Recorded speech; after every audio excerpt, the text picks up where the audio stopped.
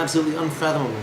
The depth, and he writes in a very obscure way. Like, he doesn't make his points so clear. You have to read it 10, 20 times to understand what he's talking about, because it was considered indiscreet then to reveal these things too directly. So he points out a couple of things. Number one, the Gemara says an interesting story.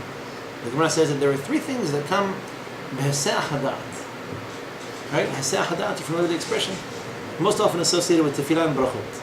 Haseh hadat is like when you take your mind off of something. So there's a bracha that says that there are three things that come b'haseh hadat, that come like when you're not thinking about them. As if to say they come almost accidentally. And they are mitzi'ah, right? When you lose something and you find it. Now you always find it when you stop looking for it. Aqrav, scorpions. We'll explain this in a second. And because I know people like this.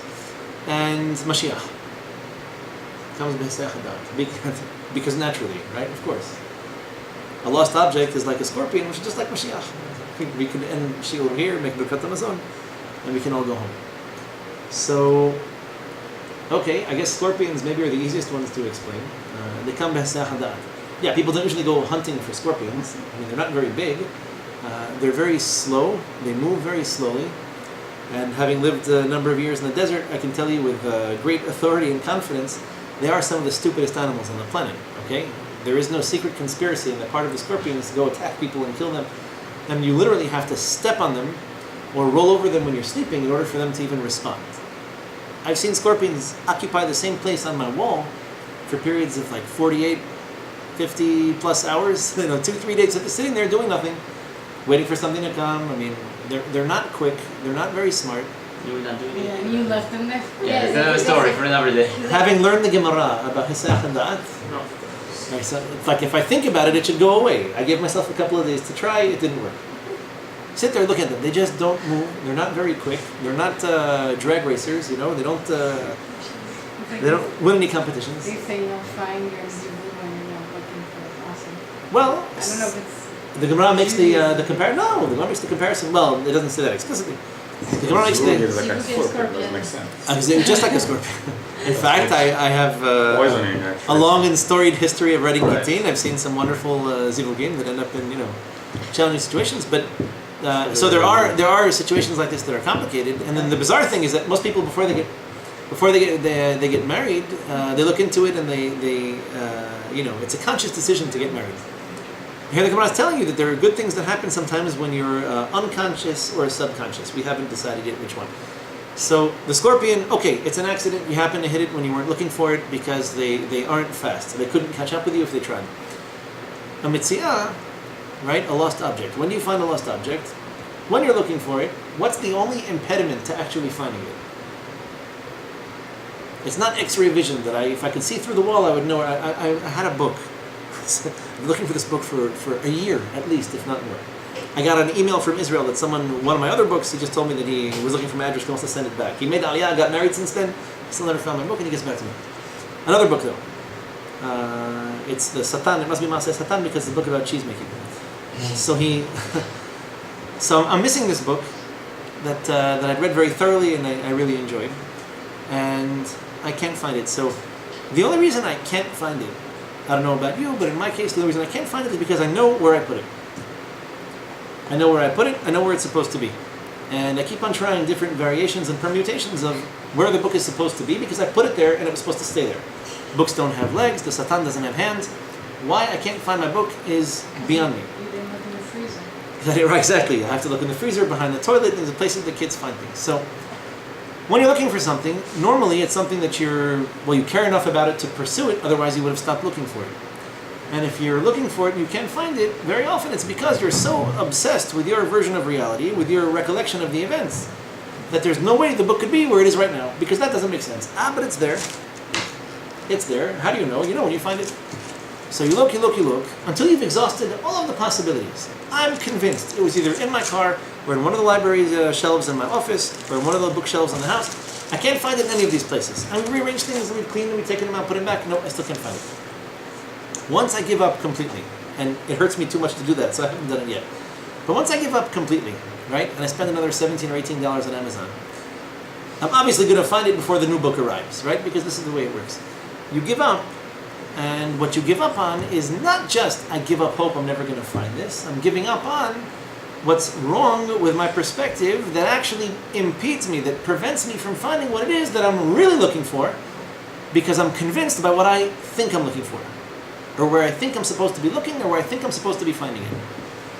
So, as long as you flex that muscle, as long as you assume, I know where it's supposed to be, I know what it's supposed to look like, and I'm waiting for a woman who is 6 feet tall, she has blonde hair, she has blue eyes, she looks like Barbie, except she can talk sometimes, but not too much, because that would be annoying.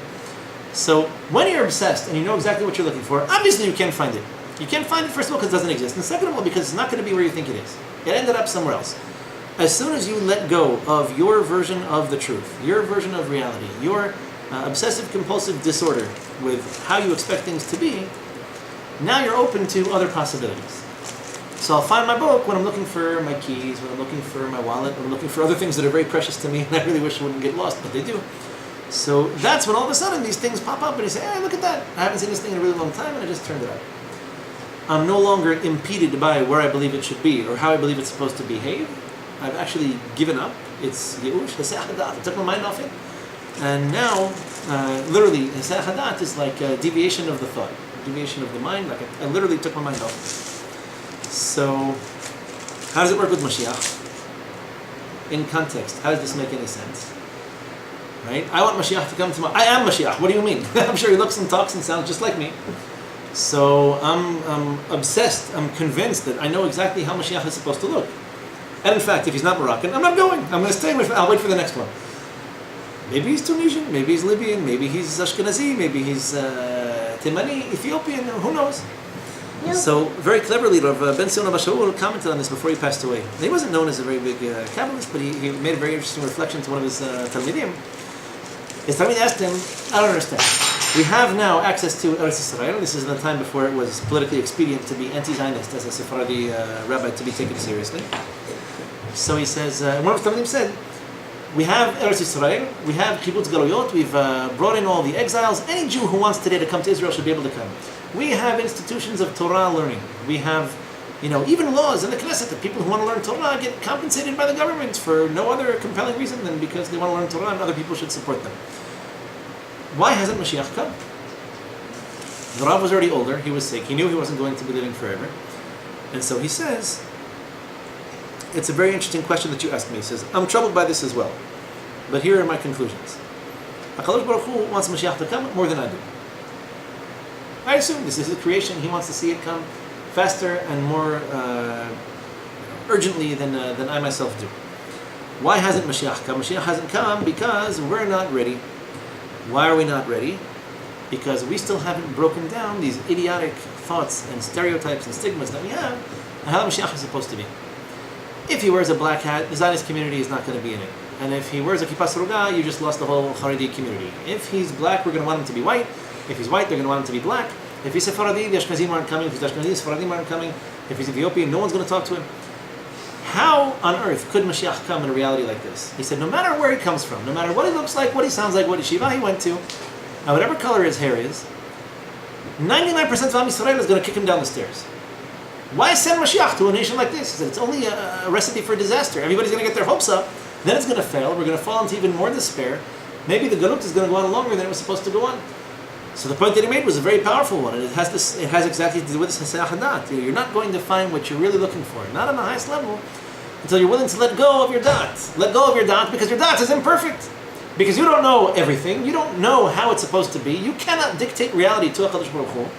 And because you're not a prophet, right, this is the generation before Mashiach, it's about as far from prophecy as we can get. Because we're not prophets, there must be something in our dat that prevents us from finding what we're looking for. And this is the nature of Mashiach. Mashiach is what we're looking for. What are we looking for? We don't even know what we're looking for. Mashiach is something so tremendous, so out of this, so literally and figuratively out of this world, that looking for it only harms it. It only does damage to it. It only convinces you that there's something you can appreciate or understand from Mashiach. That's how it's so good it's bad. You cannot understand anything about the Messianic era, so much so that it'll give you a spiritual headache to think about it too long. And so another couple of pieces of evidence, and I'll let you go on thinking about Mashiach and how you know he's going to come. The Rambam writes in the introduction to chapter 11 of Masechet Sanhedrin, the chapter that has maybe 80% of our messianic references in the Talmud. And here the Rambam says, this chapter is very fascinating. It talks about, first of all, who has a portion of the world to come and who doesn't, and then on the topic of people who are going to hell, going to heaven, and the difference between them. There's a number of pages that talk about Mashiach ben David, how it happens, what it looks like. Mashiach ben Yosef is mentioned there too. So what the world is going to be like at the end of time, some of the wars, the merit of being there, the merit of not being there, is it better to be present, not to be present, etc. The Rambam makes the following statements. It is better not to think about these things too much. In the entire Talmud, you have maybe 7, maybe 8, maybe 10 pages total that talk about the Mashiach, that talk about the future, that talk about Gog and Magog, they talk about the destruction that will inevitably precede the reconstruction, the rebuilding of Beit HaMikdash. And he says it's not spiritually productive to spend too much time thinking about this, learning about it, and talking about it. To such an extent that Chazal stuck it at the end of Masechet Sanhedrin, as you should be finishing the Talmud at least once a year, you'll come across it, you'll have a few discussions about it, you raise a couple of questions, then you move on. And he says, and he quotes the Gemara, Tipach ruham shel mechashvei kitzim. Those who try to predict when Mashiach is coming, their souls should dissipate. These people should all die. Why? Because they give the nation a false hope. It happened in the time of Yehudah Tamar. There are people running around Timon predicting, the Muslims told us that we have to all convert to Islam or to face death. And so you have people saying, no, that's it, Mashiach is coming. When's he coming? He's coming in another 30 days. Just wait, I promise he's coming in the afternoon on a white donkey and he'll be here any second, and everybody's holding their breath and waiting. We can suffer, we can make it, we can hold our breath. Then he doesn't come. They're like, oh wow, that stinks. Now I'm really disappointed about this. Anyway, the Muslims are still trying to kill us, and what have we gained, what have we accomplished? And they said, no, the Gemara itself tells you, don't try to predict when Mashiach is going to come. It damages the concept, it harms the messianic atmosphere, it prevents Mashiach from coming. Why? In the context of what it is that we're discussing now. Because you almost think that you know a little bit about Mashiach. That's too much. That ruins it. It ruins the surprise. I'm getting a gift for my birthday. I don't want to know what it is. It could be because the anticipation is so great that no matter what you tell me it is, I'll be disappointed. Because it could have been anything. Now it's something. Of all the infinite things that you could have found on Amazon or eBay, you got me this. That's great. I was imagining all kinds of other things too, but that's great. I appreciate this. It's fantastic. So the more you know about Mashiach, the more you block yourself, you prevent yourself. Expectations. I mean, except in this case, it's actually like, this really is Mashiach. It's an amazing, tremendous thing that just defies any logic we can associate with it.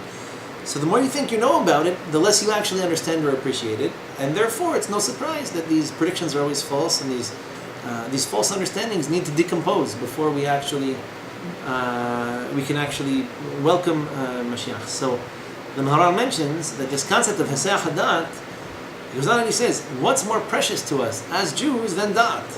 What are we preaching? What are we studying for? What are we doing in life if not Da'at?